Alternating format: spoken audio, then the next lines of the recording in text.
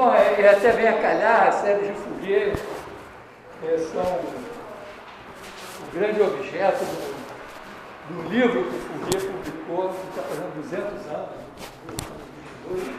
Embora os trabalhos ele já tivesse feito uns 10 anos antes, mas não tinha sido tão bem aceito.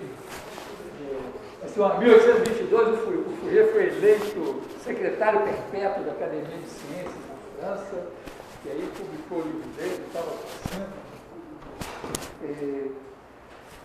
Vamos começar no Newton, só retomando.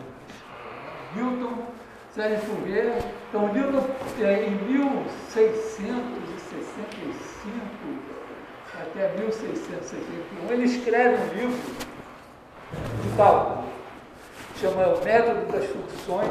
Função era como ele chamava derivada, e das séries infinitas. E o Newton começa o livro dizendo, já parece para vocês, que ele fica muito surpreso que ninguém ainda tenha tido a ideia de passar para as expressões algébricas a representação dos números em decimais. Então, ele pensa assim, se o número A é A0, A1, A2, AN, tal, mas esse aqui é A0, mais A1 vezes 1/10, mais A2 vezes 1 sobre 10 ao quadrado, mais AN, 1 sobre 10 é igual a N, mais etc. Né? Ele diz, vou fazer... Ele não usa essa notação f de x ainda, não tinha isso, né? Mas ele pensa isso, f de x igual a 0, mais A1x, mais A2x2, mais ANX elevado a N, mais etc. Ele carteia isso assim, do nada. Isso é o que é hoje, claro, como foi feito pelo Newton, a gente vai chamar de série de Taylor. Existe um aforismo matemático por um matemático russo lá, que se um certo teorema é chamado teorema de fulano, é porque não foi fulano que fez. Mais ou menos, não é tão assim. E o Newton carteia isso. Bom, nós já estudamos esse negócio, né? Mas é interessante porque ele joga isso e sai calculando. Então ele pega, por exemplo, um dos primeiros exemplos dele é a coisa 1 sobre 1 mais x2, essencialmente. E ele diz, não, isso é 1 menos x2 mais x4 menos x6, etc. E tal. Ele tira a raiz quadrada. Eu falei para vocês, quando eu tinha 10 anos, eu aprendi um algoritmo de raiz quadrada, que era o que o Newton usa, só que ele estende. Então ele tira também a série de Taylor da raiz quadrada e tal.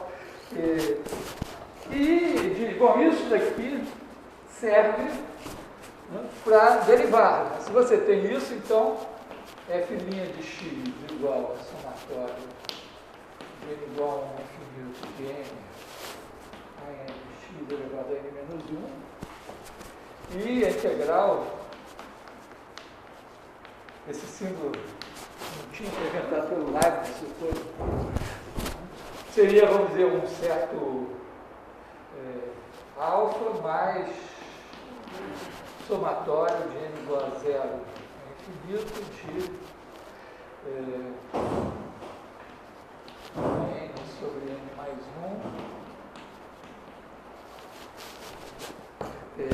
Então aqui, quer dizer, ele deriva termo a termo, integra termo a termo, como se fosse um polinômio, ele nem explica. Nesse livro, eu até fico meio cabreiro, porque tem a história da polêmica do Newton com o Leibniz sobre quem teria criado e tal. O Newton, nesse livro, ele se refere à derivada e à integral meio como coisas conhecidas. Então, talvez fosse alguma coisa, algum passarinho que já andava ali pelo ar, em que ele, quer dizer, o que ele reivindica é essa ideia de escrever em séries. E tem uma coisa aqui, né, que a gente já usou, que é usar isso para resolver equações diferenciais. Quer dizer, a gente fez um exemplo que não é muito usual,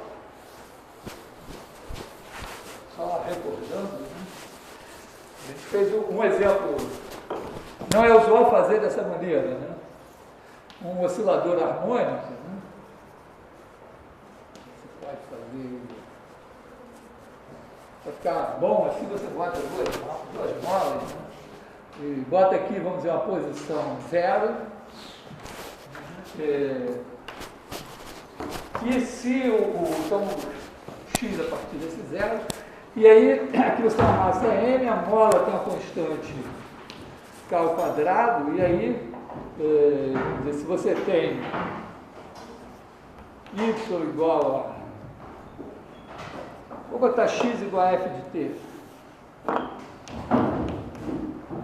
x igual a x de t, né? Você tem uma função de t, que vai ser a distância aqui, x de t, puxa o negócio para cá assim. Então você vai ter a massa vezes a aceleração igual a menos k2x de t.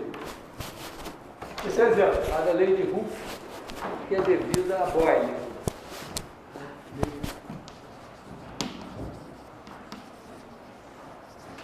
Acho que é do Boyle. Que o Hooke parece que publicou isso no livro, ele até diz que foi o Boyle.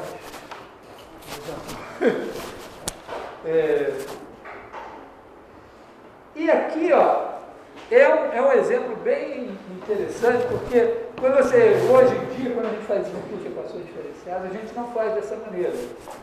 Mas o Newton faria isso assim, né? Faria x de t igual a somatório de an t elevado a n.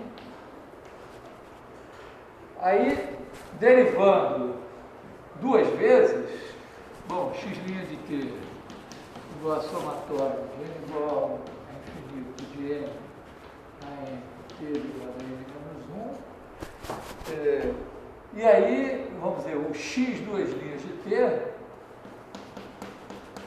seria o somatório de n igual a 2 a infinito de n menos 1 a n elevado a n menos 2.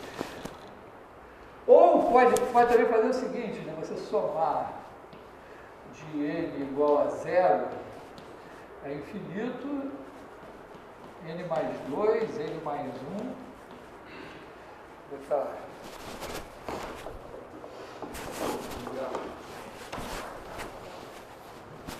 renomeio aqui o n, né? Que seria n mais somatório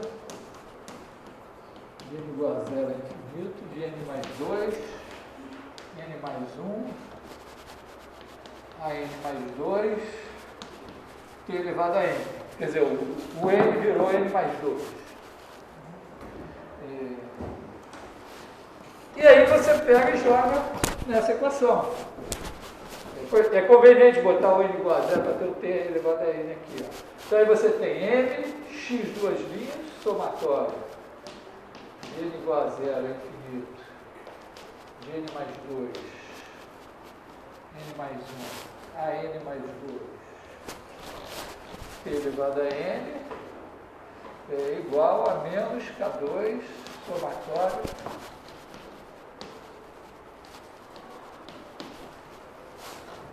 e aí junta, faz somatório de n igual a 0 a infinito de n mais 2, n mais 1, a n mais 2, mais k2 sobre n, a n, t elevado a n igual a 0. Ele passou isso para cá, ele dividiu por k, por n aqui, passou para lá, juntou os coeficientes de t elevado a n, o daqui é esse, o daqui é esse, colocar 2 sobre ele, você fica com isso. E o argumento aqui é que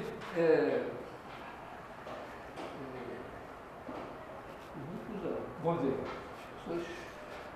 todas as justificativas disso não são tão evidentes assim, mas é como um polinômio. Quer dizer, se isso é zero, é porque todos os coeficientes são zero. E, então, você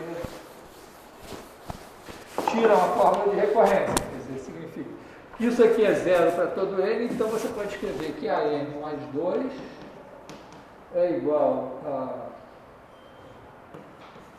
menos K2 sobre n, 1 sobre n mais 2, n mais 1, a n. Certo?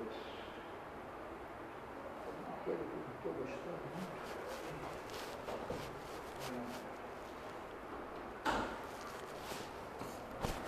Bom,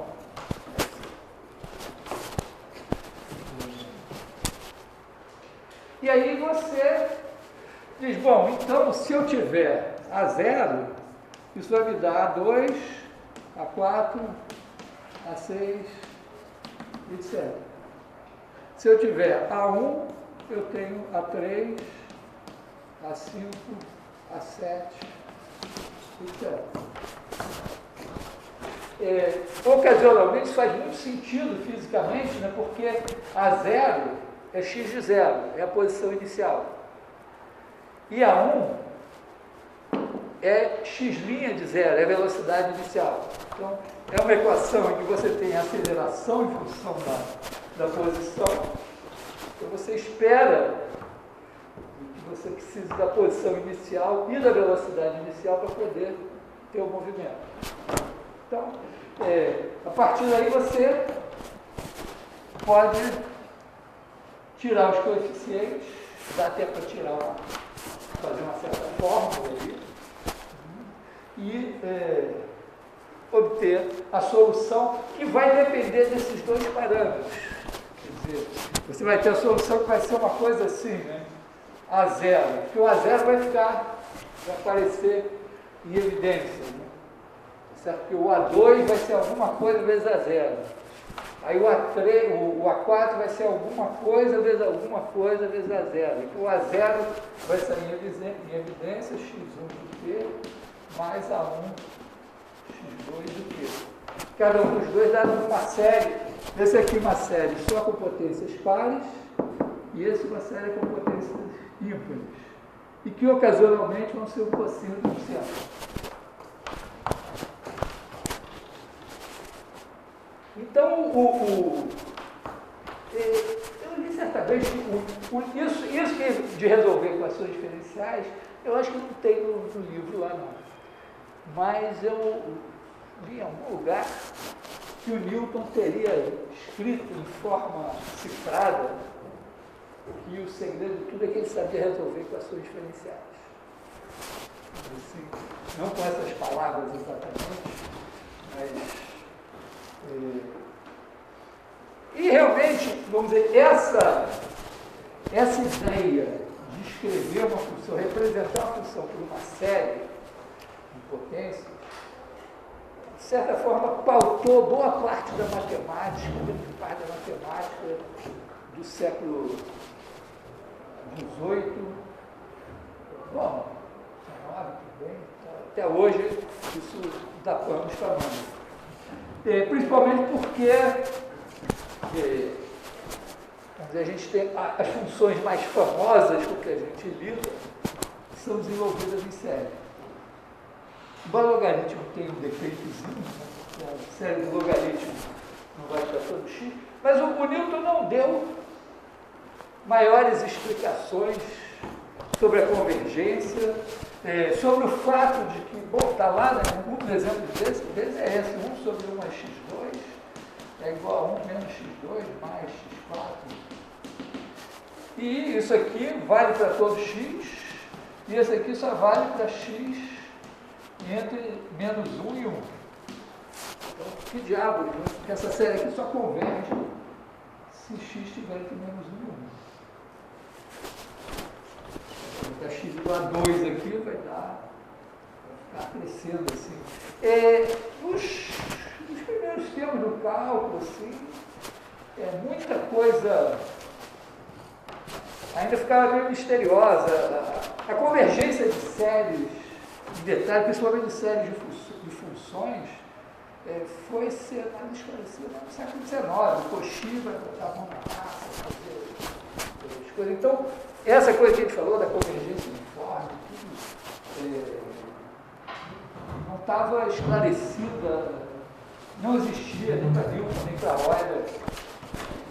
Não impediu que eles fizessem um monte de coisas usando as séries. E o Fourier vai entrar nessa história aqui, né, porque ele resolve. Estou preparando, vou dar uma palestra sobre o Fourier na semana que vem. Ontem eu estava em casa desesperado fazendo slides. Uma das coisas das anedotas, assim, o Fourier ele nasceu em 1768, assim, então ele no momento da Revolução Francesa, ele estava com 20 e poucos anos, ele participou da Revolução, porque ele ficou órfão com 10 anos, foi estudar por conta dos padres, depois dos militares, depois, com a Revolução, ele foi para a Escola Primária e tudo. Então, ele teve uma carreira política também, ele estudou, foi professor, teve uma carreira política de cientista. Napoleão levou ele para o Egito, e na volta ele foi parar em Grenoble. Foi nomeado lá para ser governador, uma espécie de governador da região. E Grenoble faz frio a beça. Eu fui uma vez a Grenoble, fiquei hospedado na casa de era uma espécie de congresso de estudantes de matemática, de estudantes brasileiros na França, e fiquei na casa de uma pessoa que não tinha aquecimento em casa. Ela acordava de manhã e ligava o fogão. Eu sofri muito. Então diz que o Fourier sofria muito com o frio lá em Grenoble, tendo ele, e talvez isso tenha motivado ele a estudar a propagação do calor. O fato é que enquanto ele era lá, ele fazia experimentos, fez os trabalhos dele sobre esse negócio, sobre esse tema, foram feitos nessa época que ele estava lá, feito lá em Grenoble. E o problema é o seguinte, vou dar uma ideia da dedução da equação.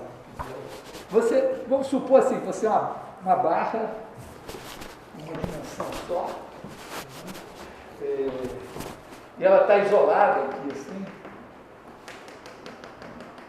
Então ela não troca calor, só pode trocar calor pelas extremidades, ou aqui dentro. Então a troca de calor. E a ideia então é você dizer, bom, então isso aqui tem um certo comprimento, e L, você pode botar, então aqui 0 até L, isso aqui seriam os pontos da barra, que é X. E em cada instante você vai ter uma função. Uma das maneiras de modelar isso é dizer, bom, eu vou supor que a temperatura aqui é conhecida e a temperatura aqui é conhecida. Isso pode ser simplificado, dizendo que a temperatura aqui é 0, aqui é 0.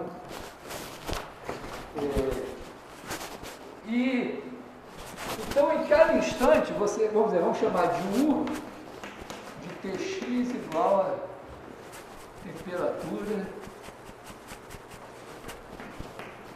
em X no instante T.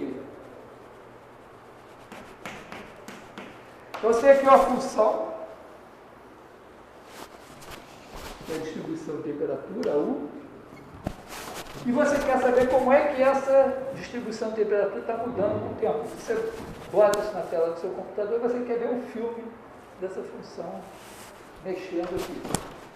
E a ideia é que você tem do calor se propagando do mais quente para o mais frio. Uma maneira de deduzir a equação seria você pegar um pedaço, pega um pedaço assim do intervalo alfabeto, qualquer aqui, e olha a energia interna aqui dentro. Então, a energia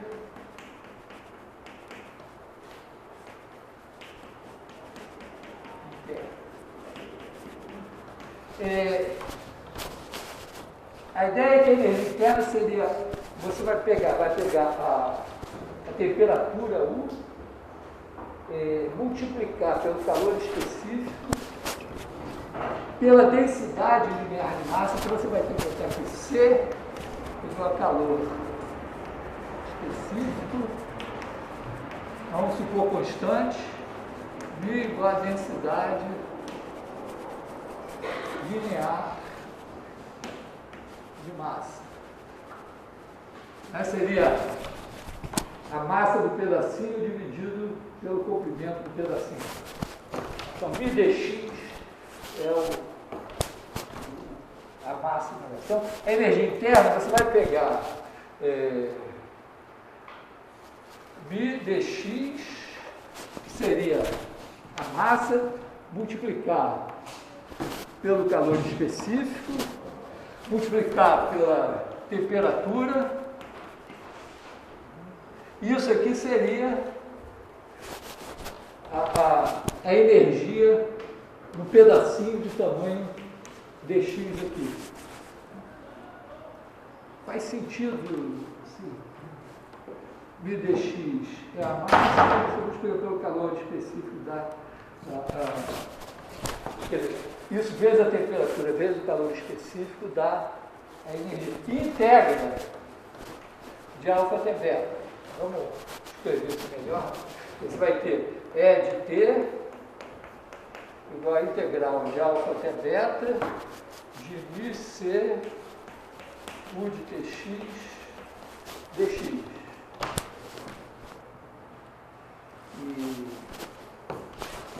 E aí, bom, a variação, né, a derivada, o E' de T, seria o seguinte, você vai fazer isso daqui, fazer 1 sobre H, o limite quando H tende a zero, de E de T mais H, menos E de T dividido por H. Então, vai dar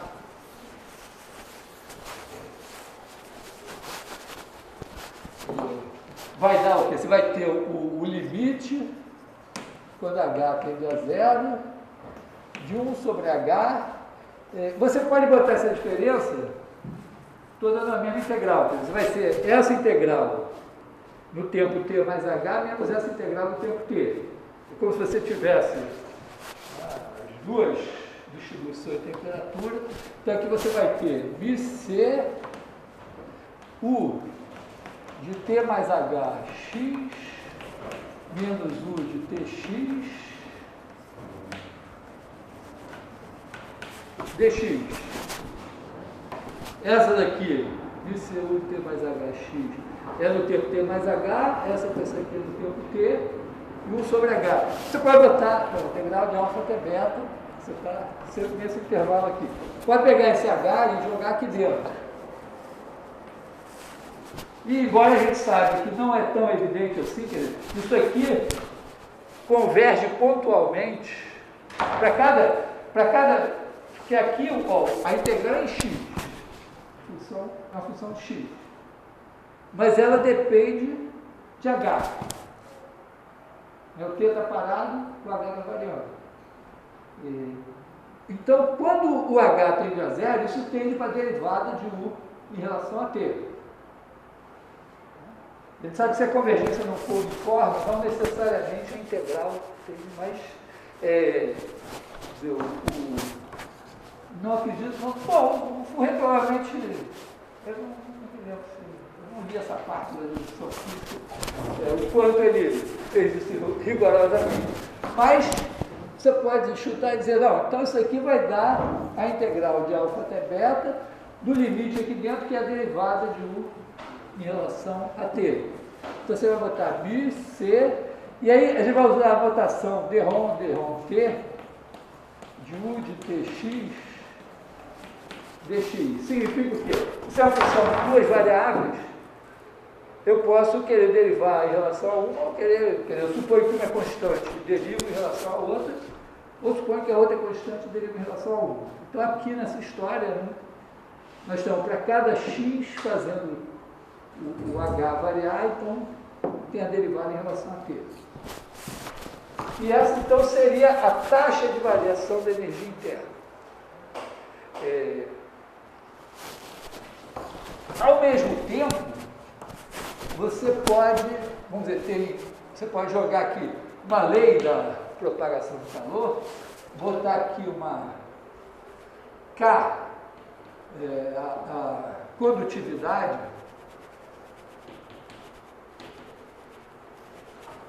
e dizer que o calor passa do mais quente para o mais frio. Então você tem aqui um fluxo de calor para cá ou para cá, conforme a derivada. Imagina assim, você tem a função U, aqui no ponto B. Então aqui, ó, a temperatura aqui é mais baixa, aqui é mais alta. Então está tendo um fluxo de calor para cá. A ideia é que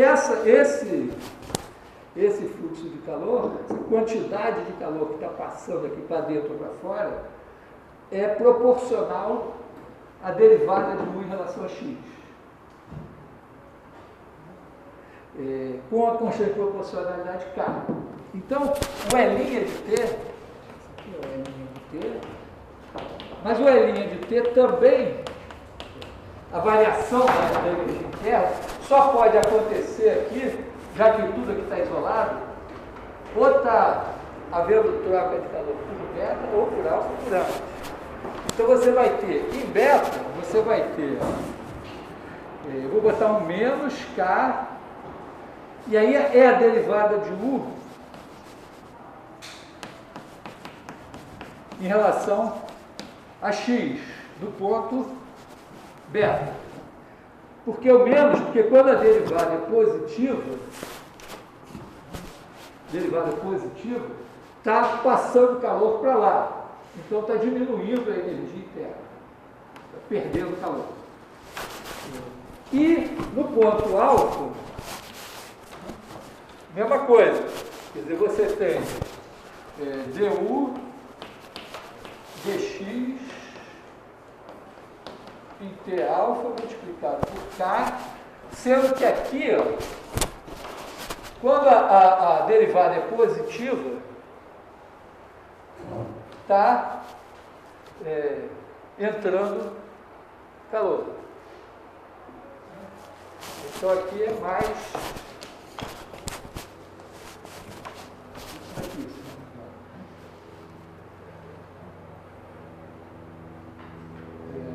Derivada positiva em beta, o calor saía, né? Derivada positiva em beta, a energia decresce. Derivada positiva em alfa, aliás, derivada positiva em alfa, sai. Não, derivada positiva em beta, entra, né? Então, na verdade, aqui é mais e aqui é menos, né? Quer dizer, aqui quando a derivada é positiva, o calor está do mais quente para o mais frio, está para cá, está aumentando. Aqui quando a derivada é positiva, o calor está para lá, está saindo. Então, mais rápido, a gente tem que fazer menos alfa, né, pela integral. Então, quando a gente substitui na integral, você não tem que... Não vou substituir na integral. Esses dois são iguais. Tá? Isso é uma coisa clássica, assim, básica, de dedução de leis físicas, é chamada, um especialista disso aqui na sala, equação do balão. É contabilidade. O que eu estou fazendo aqui? Eu estou medindo a variação, né? Eu estou aqui com o olho no cofre, olhando a variação da energia. E aqui eu estou com os boletos de pagamentos e recebimentos e no fim, vamos dizer, a variação da minha energia tem que bater com o tanto que está entrando e está saindo. Agora, aqui a gente pode fazer uma coisa ótima, que é o seguinte: aqui eu tenho uma função calculada em beta menos a mesma função calculada em alfa. Ela está pedindo, por favor, aplica o teorema fundamental do cálculo. Está pedindo para eu fazer o seguinte: eu vou botar o K aqui do lado de fora e fazer a integral de alfa até beta da derivada dela. Então, isso aqui é uma função, pensa o t fixo, é a função de x. Estou com a derivada em x. Então, eu vou derivar de novo. Então, vai ser a segunda derivada de u em relação a x, em tx dx. Quando eu integrar isso, eu tenho a primeira derivada em x, calculada em beta, menos a primeira derivada em x, calculada em alfa. E agora você iguala as duas coisas. Então você iguala isso aqui e diz, opa, eu tenho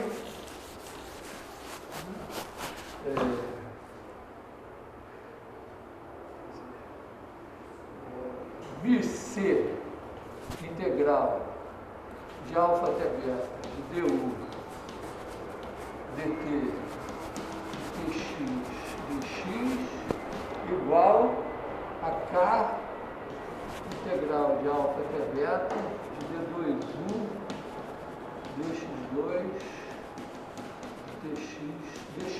Ou, juntando, né, eu posso até fazer K sobre BC, eu posso fazer o seguinte: integral de alfa até beta de du dt de tx menos casão.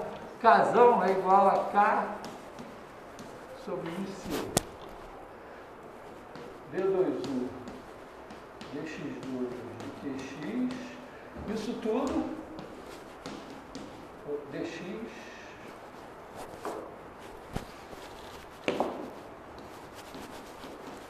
é igual a zero.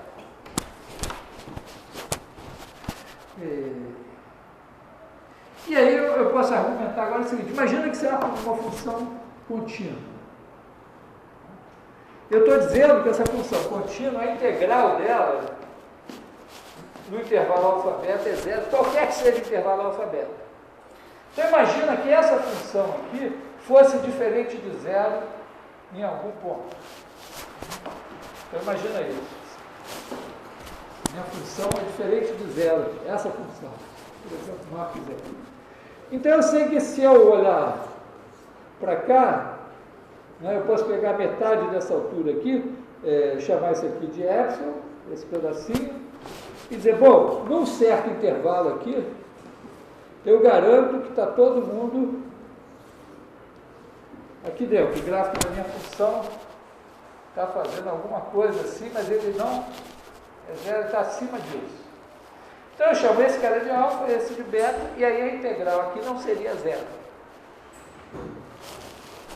Negativo, eu poderia fazer a mesma coisa na negativa. Então, se a minha função for contínua e a integral dela sobre qualquer intervalo for zero, ela vai ter que ser zero. E isso é chamada equação do calor, ou equação da difusão. Aqui, fica com a equação da difusão.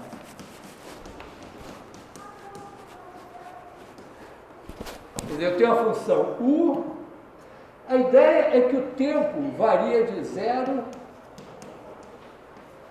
a infinito e o espaço varia de zero até valores reais.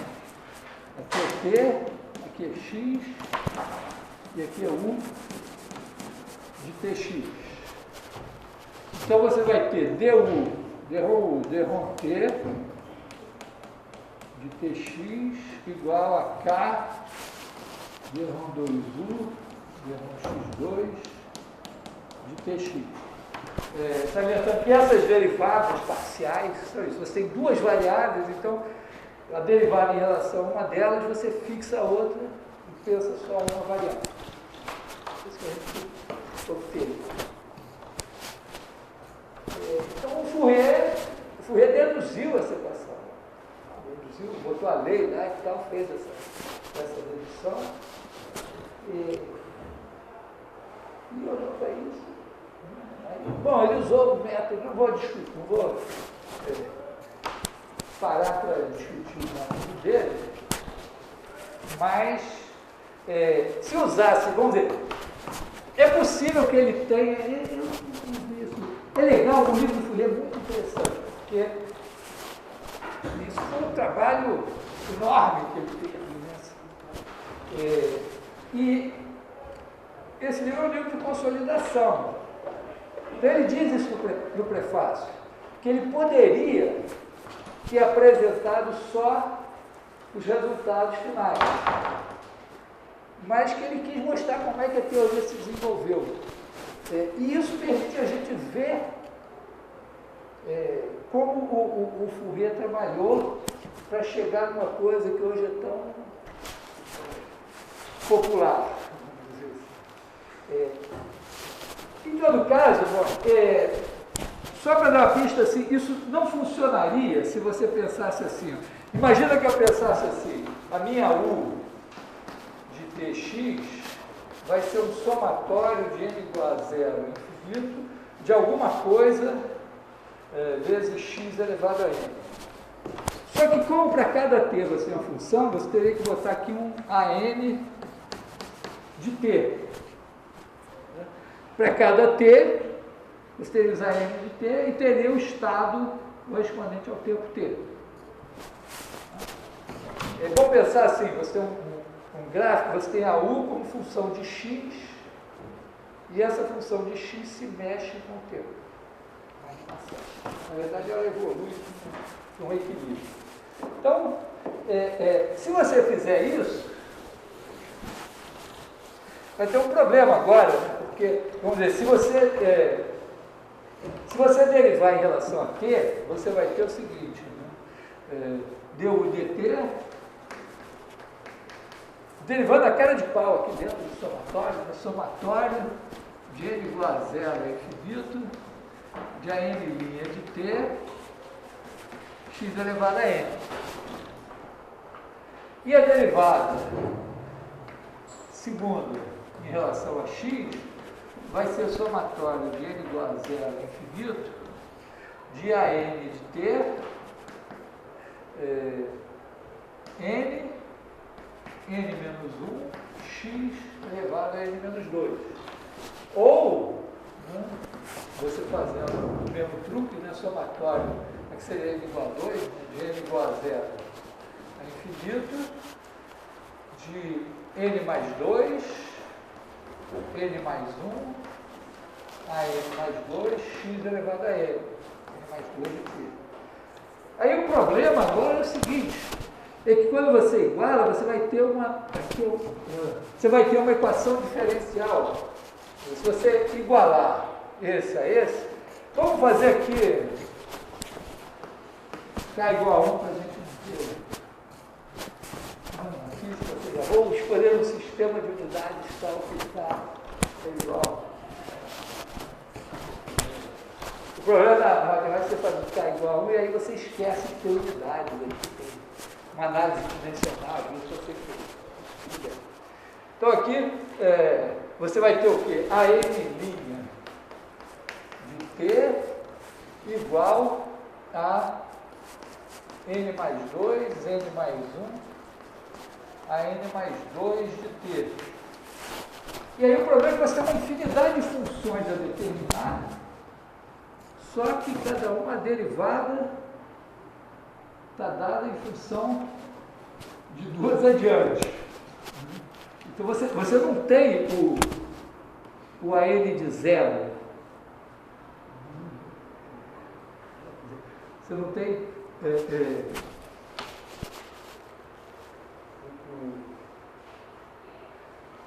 quer dizer, você não tem o A0, né? O A0 de t.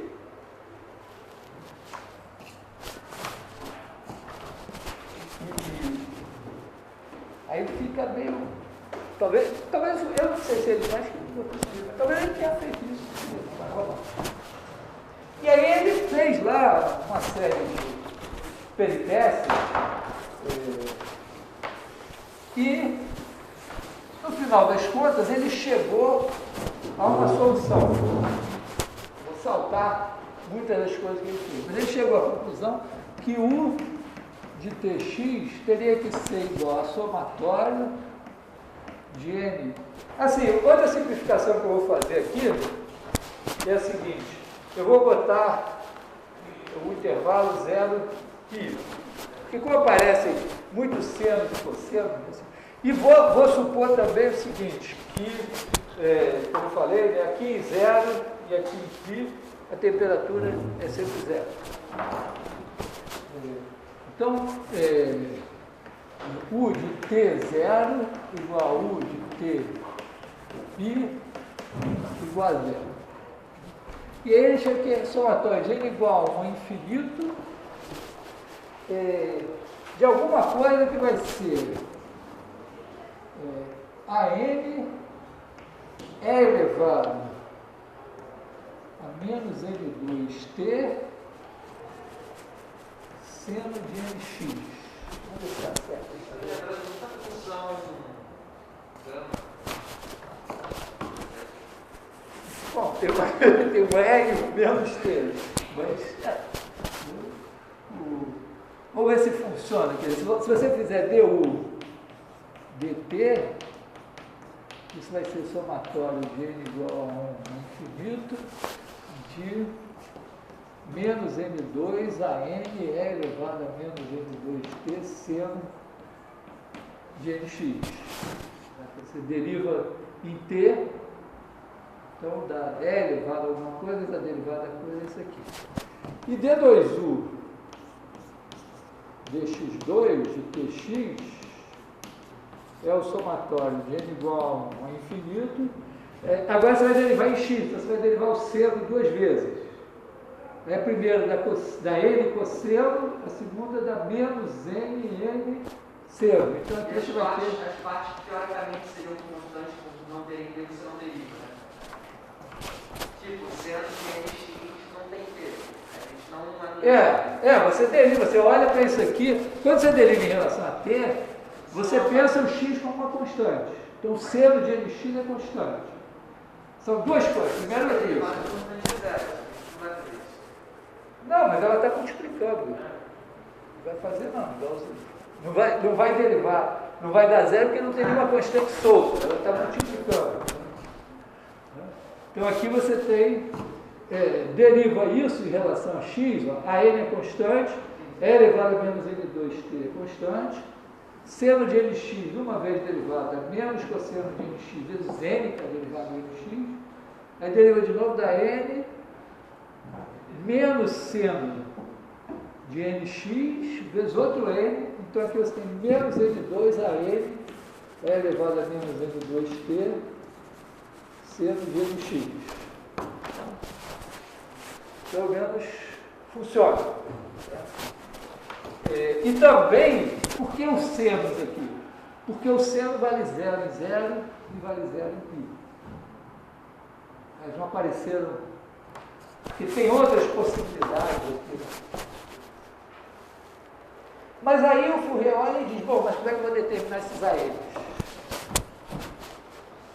Aí ele diz, poxa, eu faço t igual a 0, essa exponencial aqui fica 1, e aí eu tenho o 0x é somatório de n igual a 1 a infinito de AN seno de nx. Eu faço t igual a 0, do 0x. O que fisicamente é razoável. Quer dizer, você, no tempo zero, você deve conhecer isso daqui. Tá? Você quer saber a evolução da distribuição de temperatura. Então, você, no instante inicial, supostamente, você conhece e só que ele se deparou com essa questão. Então, a primeira derivada igual a segunda derivada? a primeira derivada em relação a Q, a equação, na hora que a gente fez a lei diz que a primeira derivada em relação ao tempo é um K que eu fiz igual a 1 vezes a segunda derivada em relação a a segunda derivada em relação a x ou a x ao quadrado? Não, isso aqui deve ser a segunda derivada em relação a x. Mas a segunda 2 não fica do lado do demon, não? Não, Vai cima, embaixo. é D2F dx2. Pô, no final do curso de cálculo, você pelo menos tem que ler os textos. Não, senão tem que botar, mas a prioridade é o parênteses do x, né? Não do d. Não, isso que fica, tipo, se eu fosse um dx ao quadrado, eu vejo um x ao quadrado. Não existe. É o dx ao quadrado. Bom, Então, quando era 2 por d, não é o que era.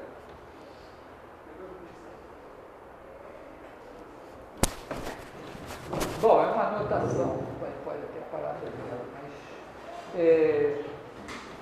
mas essa equação, dρ U, dρ T igual a K, dρ 2U, dρ x2, é o seguinte, desenha aqui, está aqui o intervalo, A, B. Aí você tem a distribuição de temperatura no instante atual. Não precisa ser zero aqui para valer a lei, tá? Então a ideia aqui é o seguinte, imagina que você está num ponto assim, em que a segunda derivada aqui é negativa. O que acontece? Você olha para cá e diz, opa, aqui a temperatura está assim, aqui a temperatura está assim, bom, aqui está baixando facilmente. Mas vamos olhar um ponto que não seja assim, uma cara de ponto de máximo. Vamos olhar uma coisa assim. Tá? Aí você olha para cá e vê o seguinte, ó, aqui a derivada está se tornando mais negativa. Então, esse cara daqui está passando calor para cá, menos do que esse está passando para cá. Ele recebe do lado de cá menos do que ele passa para cá. Então ele está perdendo energia e a temperatura dele baixa.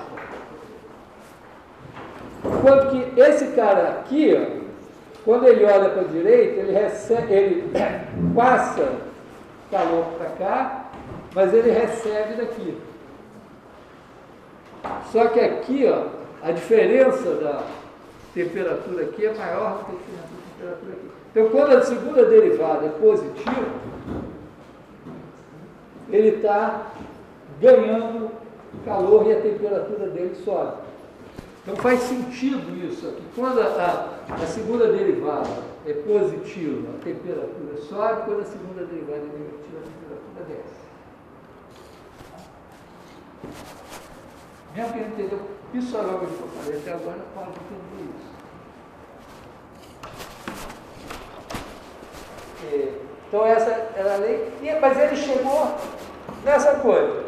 Então, esquecendo agora toda a dedução, o problema dele é o seguinte, isso daqui seria uma f de x conhecida. Seria a distribuição inicial de temperatura. Então o problema dele agora se resume a isso. Eu tenho uma f de x, f, vamos dizer, de 0 π em R dada, e ele quer escrever f de x como somatório,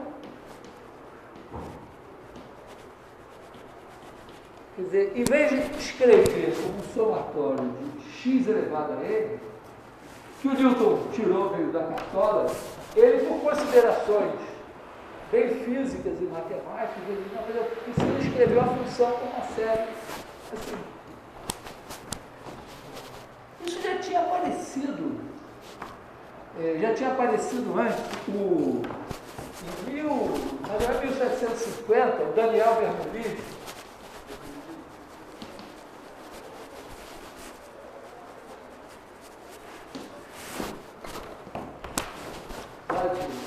de Basel, superprodução de gênios nessa cidade. Ele era sobrinho do Tiago, filho do João e colega do Euler. Todos da mesma cidade. O Daniel Bernoulli teve a ideia de, estudando a equação da onda, a questão das cordas musicais e tal, ele teve uma ideia de uma série de senos. E ele disse que a solução deveria ser dada assim. Mas o Euler não concordou muito, porque o Euler disse, não, mas a solução geral não pode ser essa, porque uma série de senos. Senos são funções super boas e tal. E a série de senos vai dar uma coisa sempre suave e tal. E você, eventualmente, na propagação de ondas, você pode ter funções que tenham bicos. E aí o Euler propõe uma outra solução super engenhosa. E a coisa fica meio assim. Então, a série de senos já tinha aparecido, mas não tinha avançado. Agora, por outras considerações, o Fourier chega aqui. E aí tem uma coisa super interessante, que é o Fourier, ele é um súdito do Newton, todo. Então, ele quer resolver esse problema e diz, bom, se eu tenho uma função, eu faço f de x igual a somatório, sei lá, de bn x elevado a n. E o seno de nx, eu sei. É somatório de n igual, de k igual. Eu vou botar assim, seno de nx, somatório de k igual a zero, infinito de menos 1 elevado a k, x elevado a 2k mais 1 sobre 2k mais 1 fatorial só.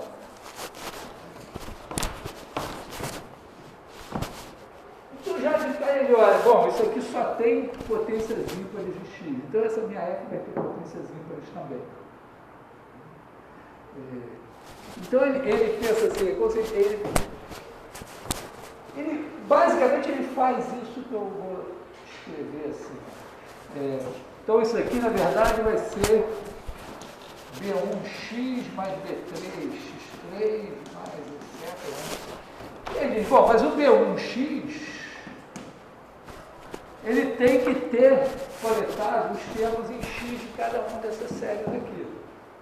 Então, para ele igual a 1, é o seno x. O primeiro termo do seno x vai ser x. Bom, tem aqui o A1, que tem isso aqui. Depois, para n igual a 3, bom, é o seno de 3x. Então, o primeiro termo da série seno 3x é 3x, multiplicado pelo A2. Então, 3A2x. Depois, 5 A3. Não, peraí, aqui. Não, o A2. Não, o A2 tem 2A2 aqui. Seno de 2x é. Depois tem o 3A3, x mais etc. Depois ele vai pegar o B2, x3. Aí o seno x é x menos x3 sobre 3 fatorial mais x5 sobre 5 fatorial mais etc. Ele diz, bom, o seno x então tem menos A1 sobre 3 fatorial x3.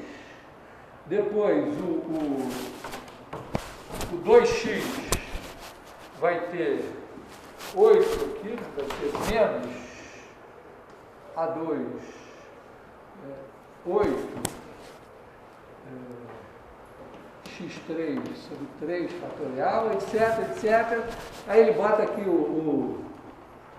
é o B3, né? Depois o B5, x5, igual, tal. E repara, ele vai ter um sistema, ele conhece, na verdade, ele conhece, aqui ele corta o x, né? Mas o x foi. É porque a ideia é que a f de x é bn x elevado a n. Tá? Como vai ser uma soma de senos, e o seno só tem potências ímpares de x, ele já pensa assim, B1x mais B3x3, mais etc. Aí B1 é o coeficiente de x aqui. Então o termo em x tem que ter vindo do termo em x, do seno x, do seno 2x, do seno 3x e tal. Então o que eu estou fazendo? Estou pegando o seno x, vai produzir um a 1x. Sim, mas esses dois ali. O seno de 2x vai começar em 2x. O seno de 2x começa em 2x. Seno de 2x igual a 2x menos 2x ao cubo sobre 3 fatorial mais 2x aqui sobre x fatorial. Depois seno de 3x. Então, aqui vai ter 2 a 2x, depois a 3 vai ter 3x, 2 a 3, etc. Depois vai pegar os termos em x3 e vai igualar ao B3x3. E assim sucessivamente.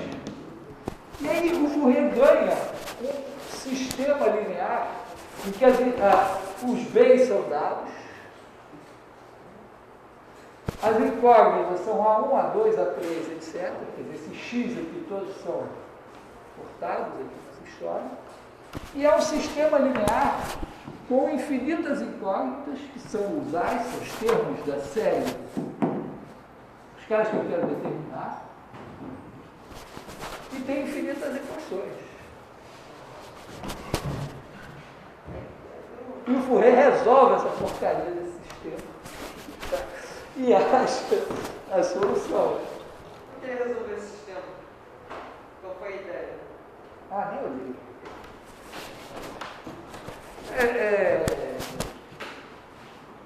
Então você usa o método de resolver esse sistema, ou substitui ou elimina. O fato é que ele meteu o bloco, fez as contas e tal, página, sofrimento enorme e tal, e conseguiu chegar à solução.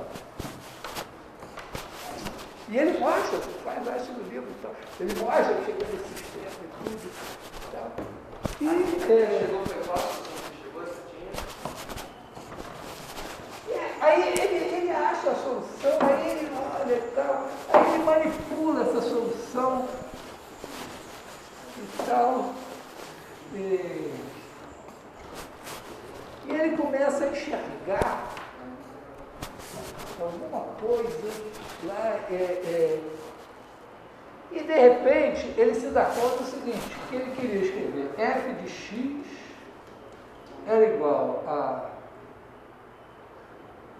a 1 seno x mais A2 seno 2x mais A3 seno 3x mais AM seno de nx, etc. Toda a vida. E essa doutora parece dar umas integrais, umas coisas assim. Ele olha e diz, caramba, veja só, se eu quiser esse cara daqui, basta eu fazer o seguinte, ele deve ter feito o grupo de cálculo 1. Ele, se eu multiplicar dos dois lados por seno de nx, eu vou ficar com f de x, seno de nx igual a 1 seno de x, seno de nx, mais A2, seno de 2x, seno de nx, mais A3 seno de 3x seno de x mais AN seno de nx ao quadrado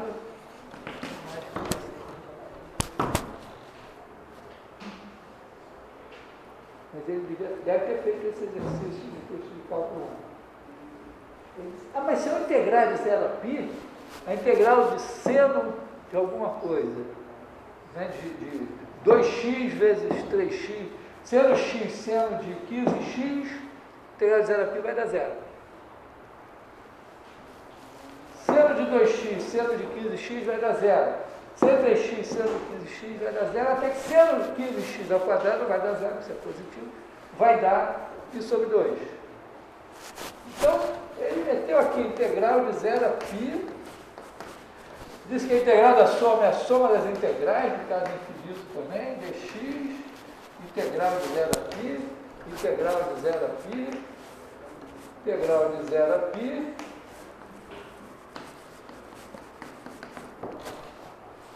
poxa, todas essas integrais dão 0 menos essa. Então ele vai ter que essa integral aqui, essa daqui dá π sobre 2. Então ele acha π sobre 2 vezes o AN é igual a integral de 0 a π de f de x seno de nx dx. E, portanto, o AN é igual a 2 sobre π vezes a integral de 0 a π de f de x seno de nx dx. Então, se você tem AF, você pode calcular essa integral, você tem o AN. Eu achei isso... Eu já sabia isso, eu já tinha feito o curso que ensinava isso. Mas eu não sabia que o Fourier não tinha achado isso tão trivial. Ele foi o primeiro a fazer isso aí. Isso aí é conhecido como produto escalar. Aliás, é interessante, porque eu também sei o produto escalar. Você aprende produto escalar de vetorizinhos e pensa que depois você generaliza para integral. Porra, não. Antes do produto escalar de vetorizinhos, não tem fruto. Então, o Fourier faz isso em 1812 e o Hamilton vai fazer isso em 1843. E durante praticamente 100 anos ninguém notou que era a mesma coisa. Problema. Mas, então, mas aí ele se dá conta de uma coisa muito importante.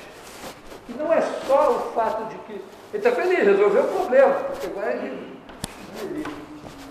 achou a equação, desenvolveu, fez as contas e disse, olha, a minha solução vai ser dada por uma série de senos e cada coeficiente é dado assim.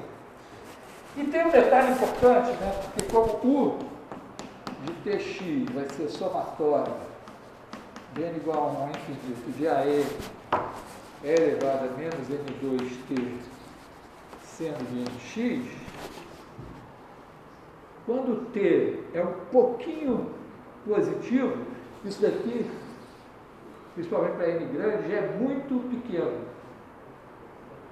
Certo? Porque isso é 1 sobre e elevado a n2t.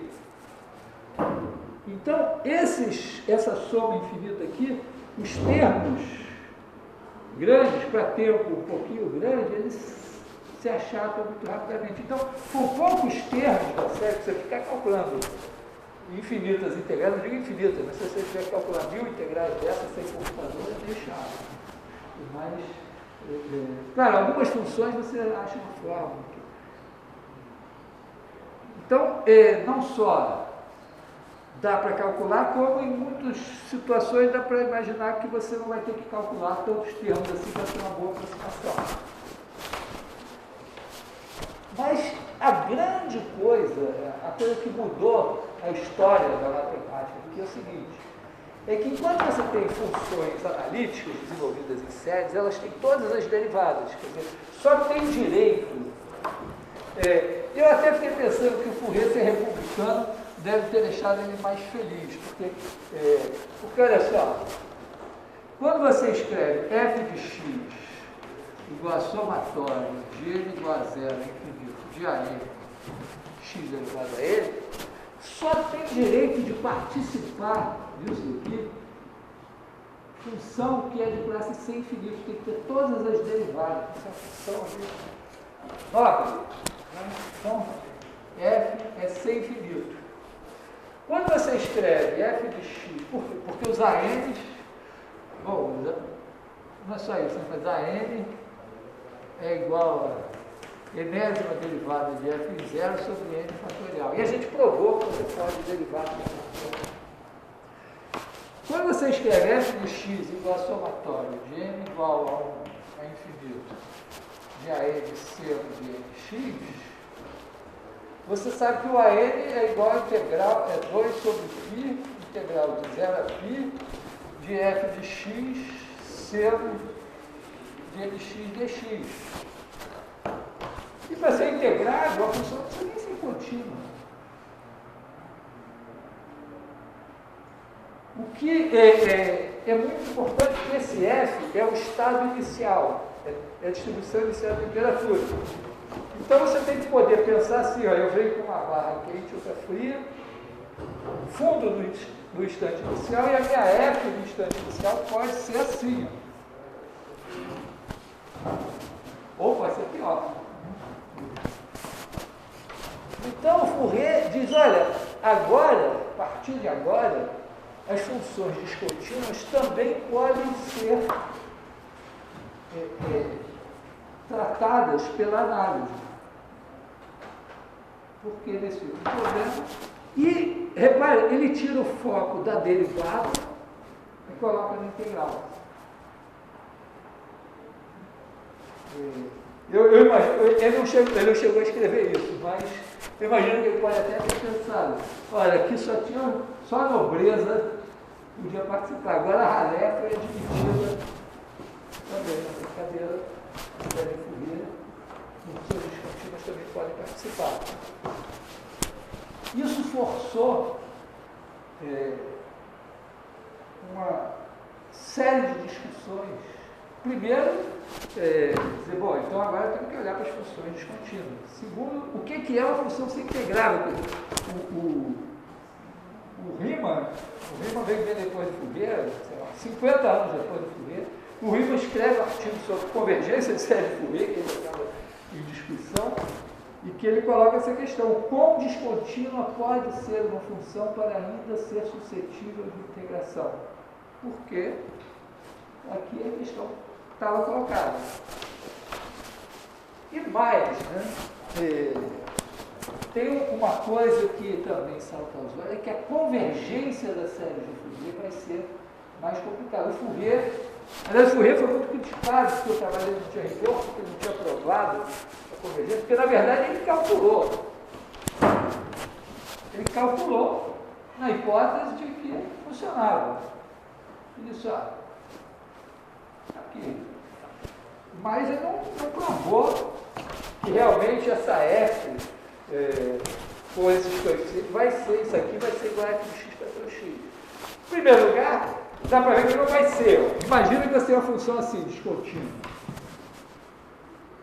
Qual vai ser o valor?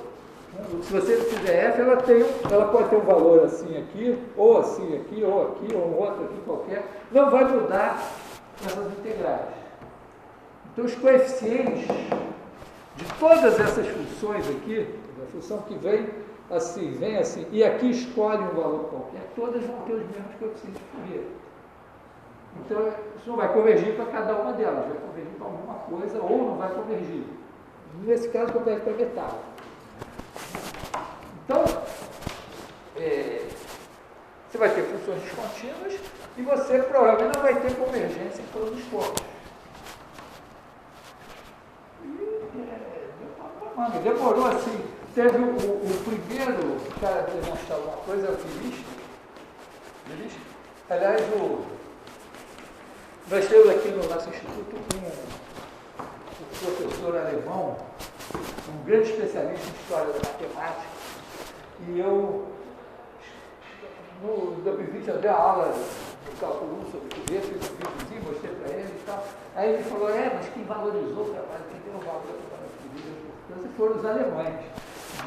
E realmente, o Diniz, ele estudou com o Fourier em Paris, mas ele era alemão.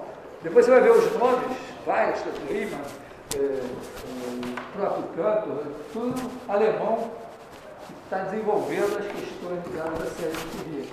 Mas o Diniz vai ser o primeiro a provar alguma coisa que diz assim, se a função tiver segunda derivada contínua, um pouco menos do que isso, pode ter, vamos dizer, a função pode ter quebras assim, mas tem que ter derivada segunda, é contínua e tem derivada primeira, basta a derivada primeira. A primeira derivada razoável, assim, com limites laterais e tal, você tem convergência da série de Fourier. Mas a questão ficou no ar.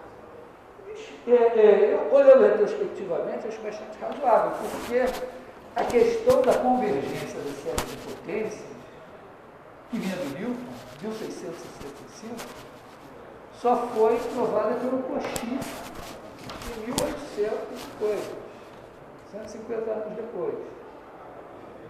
Então, até o Newton carteou a série de potências, mas, por exemplo, explicar esse negócio que eu falei para vocês, o 1 sobre 1 mais x2 só converge para x entre menos 1 e 1, porque, se você olhar no plano complexo, tem aqui o i e o menos i, que estão a uma distância 1 do centro da série.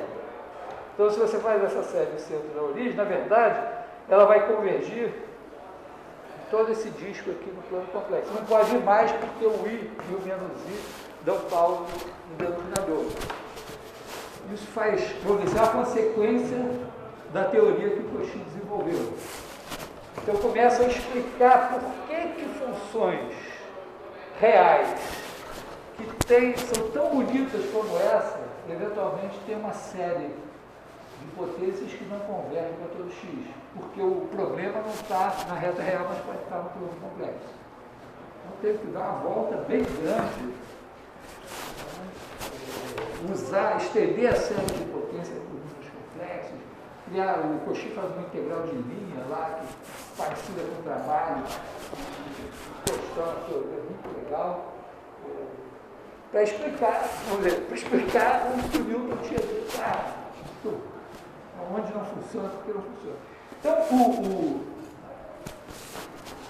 a compreensão da questão aqui do Fourier passa por muita discussão, quer dizer, quais são as questões que a série de Fourier vão colocar. A primeira é definição de integral.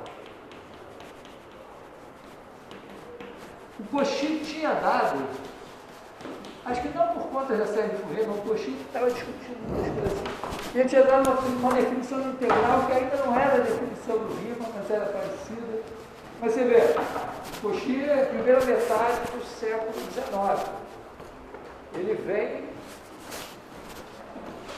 150 anos depois do Newton, do Leibniz, dos caras fazem o cálculo lá no século XVII. Integral. Depois a questão da convergência.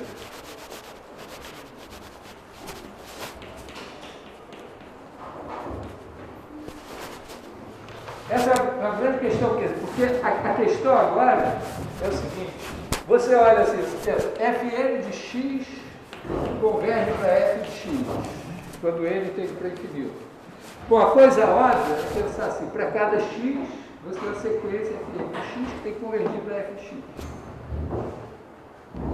Mas, no caso da série de potência, você vê que tem mais do que isso, você tem uma convergência uniforme, e que isso é importante na hora de integrar e tal. No caso do Fourier, você diz, você faz a série de Fourier desse negócio, você faz o negócio e você obtém uma coisa assim, e vai convergindo para todo x que não seja esse daqui. Mas não é uma convergência uniforme. Não pode ser, porque os centros são funções contínuas, não podem convergir uniformemente para uma coisa descontínua. E também tem pontos que não convergem. Então, a ideia, o que está por trás é isso? Vamos dizer, a definição de integral vai voltar. Mas é interessante, eu encontrei uns textos do começo do século XX, eu não esbarrei assim, tem um que fala que o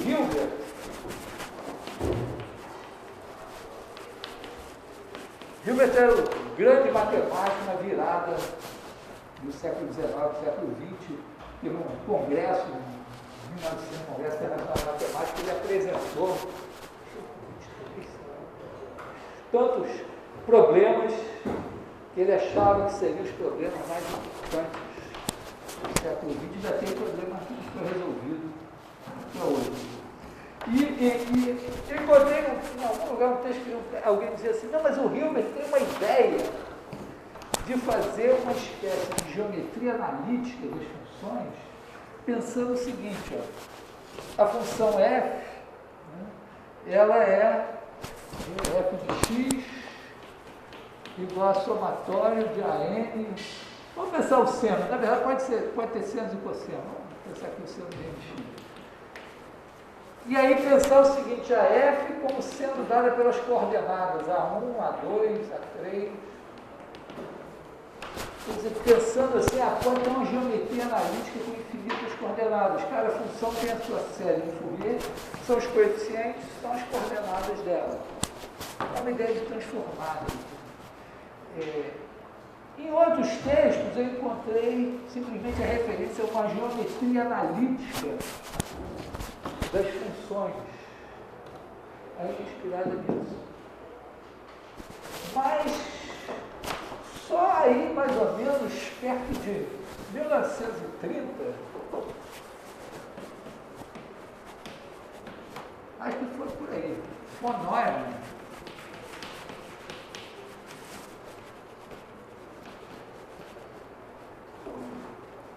sempre com alguma reserva, pode ter sido outra pessoa que foi chamado, acreditado por isso.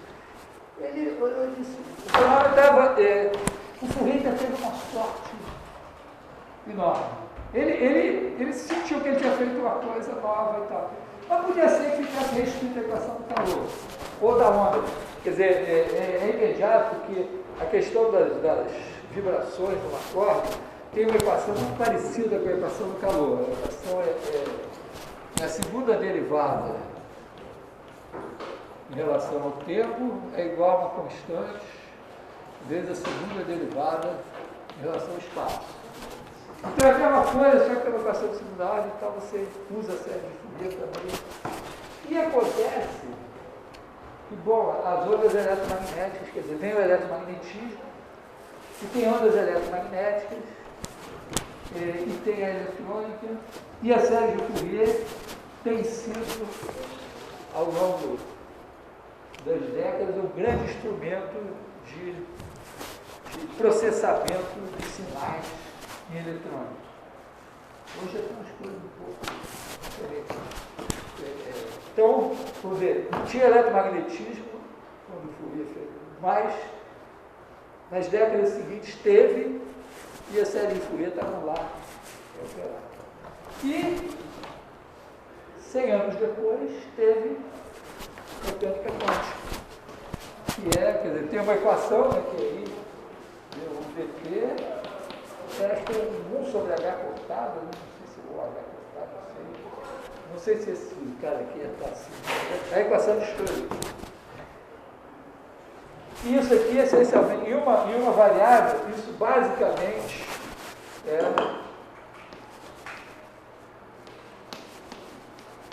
o fato de ter esse I muda muita coisa, mas trata-se de série de Fourier. E as pessoas foram trabalhando com a extensão da série de Fourier e tal. Então, já tem, talvez, como a relatividade, de certa forma, é um corolário do eletromagnetismo, então, praticamente tudo de importante que aconteceu em física, 100 anos a seguir, de alguma maneira se relacionava com a série de Fourier. E o von Neumann, justamente, ele, olhando mais para a mecânica quântica, ele Diz, mas não, é o seguinte, tem, se você pegar o conjunto das Fs, vamos dizer assim, de 0π em R, exagerando um pouco, você tem, pensa isso aqui como um conjunto de vetores. E aqui tem, então cada função é um vetor. E tem um produto escalar, que em matemática a gente nota assim, meio mecânica quântica, costuma notar assim, o produto escalar de f por g, que é igual a integral de 0 a π de f de x, g de x, dx. E é isso que comanda, funciona, para quem conhece o produto escalar de vetor de flechinha, isso funciona igualzinho ao produto escalar de vetor de flechinha. Os senos aqui são vetores ortogonais. Integral de 0 a π de seno 2x, seno 3x, dx igual a 0, significa que o produto escalar de seno 2x por seno 3x é igual a 0. Ou seja, são perpendiculares. Então, geometrizou tudo da série de Fourier e uma série de coisas começaram a fazer muito mais sentido. A integral de Lebesgue era melhor para fazer essas coisas.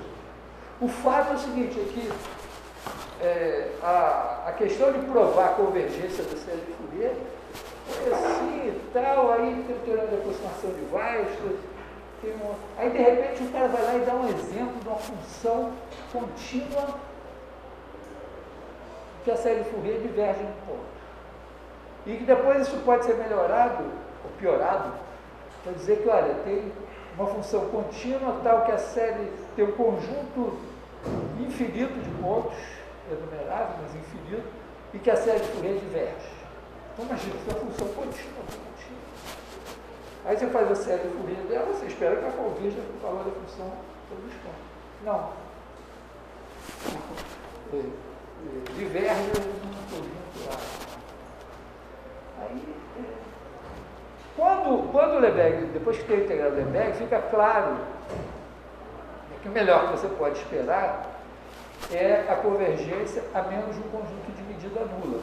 Porque na integral do Lebesgue você tem uma função, se você mudar o valor dela no conjunto de medida nula, a integral continua sendo a mesma. Então os coeficientes de Fourier vão continuar sendo os mesmos. Então você tem uma função, tem uma outra, que é igualzinha a ela, a menos de um conjunto de medida nula, e as duas vão ter os mesmos coeficientes de Fourier. Os coeficientes de Fourier não podem convergir as duas. Então, não espera convergência. Mas aí, em 1920, Kolmogorov, um matemático soviético, dá o exemplo de uma função integrável a Lebesgue, tal que a série de Fourier diverge em todos os pontos. Todos. Então, F integrável. Integrável e Fn de x não converge para F de x para todo x. Fn sendo a soma da série de Fourier. Aí, bom, agora já era.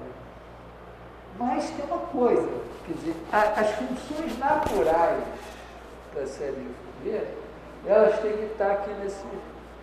E elas têm que ser de quadrado integrável. Porque se você faz o produto escalar da F por ela mesma, da integral de F ao quadrado. E a gente sabe lá, né, no caso, que na integral de Lebesgue você pode ter funções indo para o infinito. E você sabe que se você tem 1 sobre raiz de x, ela é integrável, de 0 a 1. Mas o quadrado dela é 1 sobre x, que não é. Ela é infinita. Então tem uma diferença entre ser integral e ser de quadrado integrável.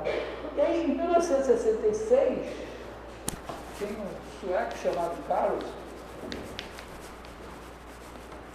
e ele demonstra que se a função é de quadrado integrável, a série de Fourier converge em todos os pontos, exceto no conjunto de medida nula.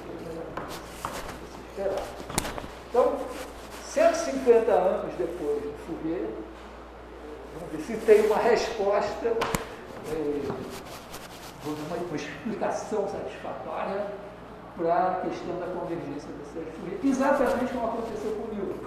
Então é engraçado que o Newton não teve essas objeções. Também, o problema é assim, que o Newton, vamos dizer, era um momento de criação do cálculo. O Fourier já vem no momento em que o Cauchy está organizando, que as pessoas estão demonstrando os teoremas de convergência, as coisas assim, então é mais natural que ele fosse questionado. Mas também leva 150 anos para ajeitar a teoria. E, bom, depois que isso vai ficando claro, também fica claro que as séries de Fourier são adequadas para certos tipos de problemas. E aí depois começa a surgir variantes. Talvez a explosão mais famosa da série são as chamadas wavelets, são as ondinhas. Tipo de dizer assim, não, em vez de fazer uma série de Fourier, vamos pegar um tipo de coisa assim, aí depois a gente faz uma cópia dela menor, uma cópia menor, umas coisas assim, e faz uns análogos de série de Fourier que podem ser mais adequadas para outros tipos de problema. Mas esse arcabouço que foi construído a partir do trabalho de Fourier é muito forte. Então, eu escolhi falar, bom, não só porque o nosso colega que não veio hoje me pediu muito para falar de série de Fourier, falar de série de Fourier, mas também porque é um bom ponto de partida para discutir questões como a convergência, esse produto escalar, o integral de Lepage. Então, vou começar a andar por essa direção. Quais são? 2,50. Então é um bom momento para a gente parar